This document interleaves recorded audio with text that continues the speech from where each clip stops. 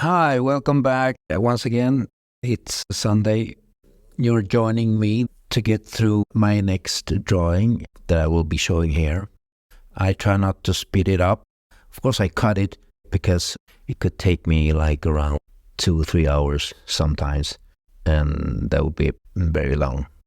So this time I choose Wolverine again. Of course, one of my favorite. It was always one of the more difficult one to make in the beginning. I liked him a lot, but he was shorter than everybody else. He was hairier than everybody else, and he had this funny looking cowl. Because this cowl is not like Batman's cowl when you see it from the front or the side. It's still pointing up. But Wolverine's cowl is slightly pointing back to the side in the same time. I always liked the original, not the first appearance though, because he looked more like a cat in that cowl. I like John Byrne's, Jim Lee's take of the cowl. Of course, Jim Lee made more details. You could see that the cowl was sometimes slightly blue too. This is why I always like to draw him now, much because of the cowl and of course the claws. I'm choosing to make the Frank Miller ones. He gave him this knife-looking claws because before he did have claws, but now they look like knives, pretty big ones as well. Some people draw them like at the end of the katana. So I tried something like that, not too big. And of course, he's being attacked here by the Hulk. He's pretty easy and he's pretty angry and he has a lot of muscles. I like him in this chaotic environment, the ground, the walls, everything. Wolverine's standing in front of him and he's not gonna run away, of course. So the take here is to make Wolverine in the front. So he should be a bit darker than everything else. Even the ground at his feet nearest to us is black. Some of the debris is blacker than the other ones, just to show that it's closer to us. It's like a camera. I started to notice all this watching the X-Files, for example. They always had take when somebody was talking. You always had the over-shoulder take. And the guy's head closer to the camera was always very dark and like this, and it was very elegantly shadowed. Another one that inspired me when it comes to lighting and shadows was Tim Burton's Batman and Batman Begins. If you watch them movies carefully, you will see every take on Batman and how the shadow falls. It looks pretty badass. It is something I've never seen since in superhero movies. Not even the new Batman movie. They didn't make any effort with the shadowing and the lights. Of course, the lights are pretty good, but not how the shadows fall in his face. So this is why he should be darker, because he's closer to us, and the Hulk behind him shouldn't be as dark. But I made some shadowing on him too, make him more menacing. As I said before, I am an introvert. It's how I live my life, being honest to who I am. It never was like this before, because I always tried to be extrovert without knowing who I truly was. That made me very unhappy.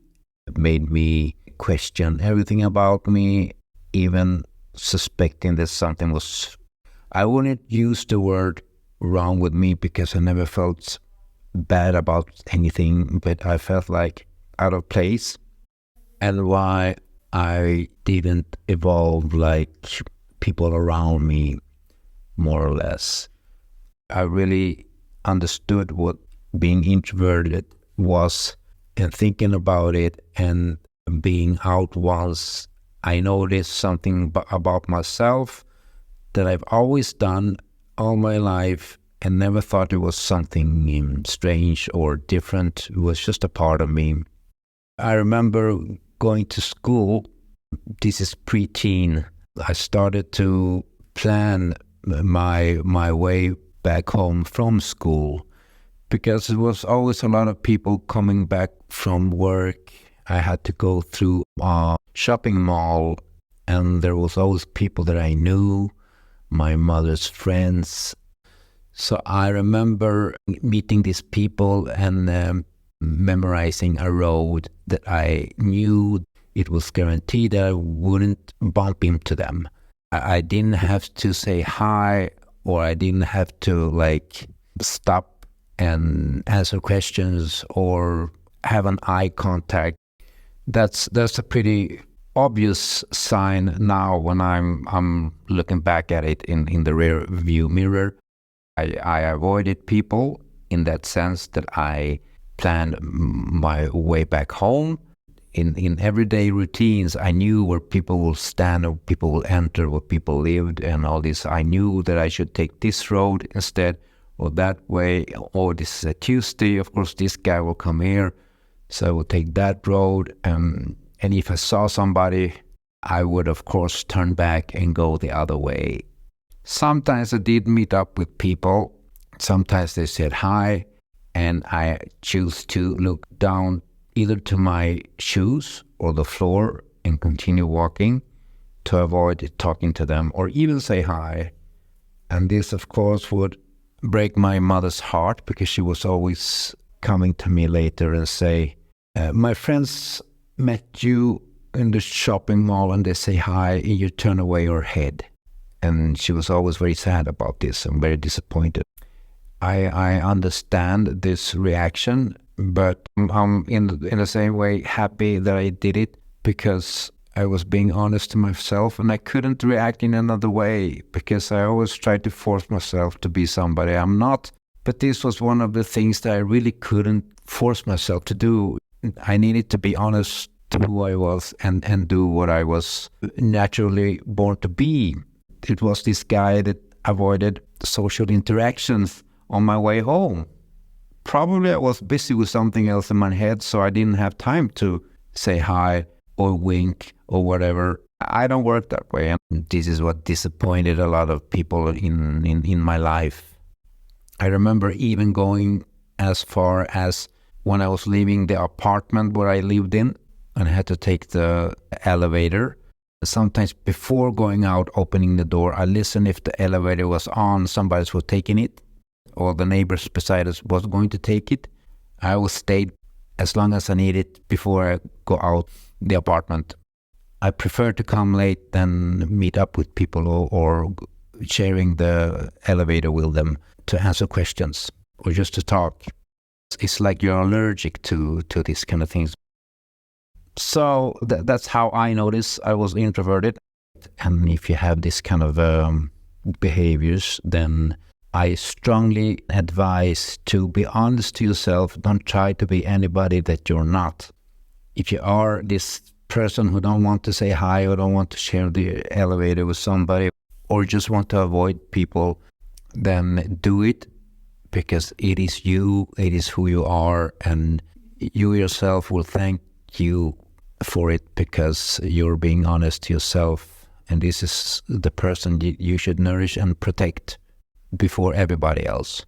So this is what keeps me in the balance, and this is what drives me and keeps me alert and makes me, I know this makes me a better artist, of course.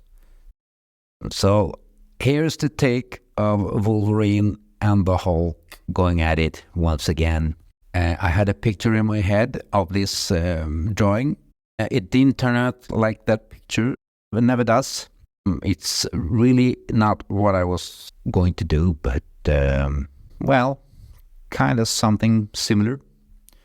So I really hope that you had a good weekend and that you return next Sunday. I will try to talk about what it does to us artists being in the business as not very social as everybody else, because we all need to sell ourselves doing these kind of things. Please follow, and if you have questions, ask them. I would really like to know who you are and what you do, And yeah, let's talk, everybody. So welcome back next week, and you will have a good week now, and take care of yourselves.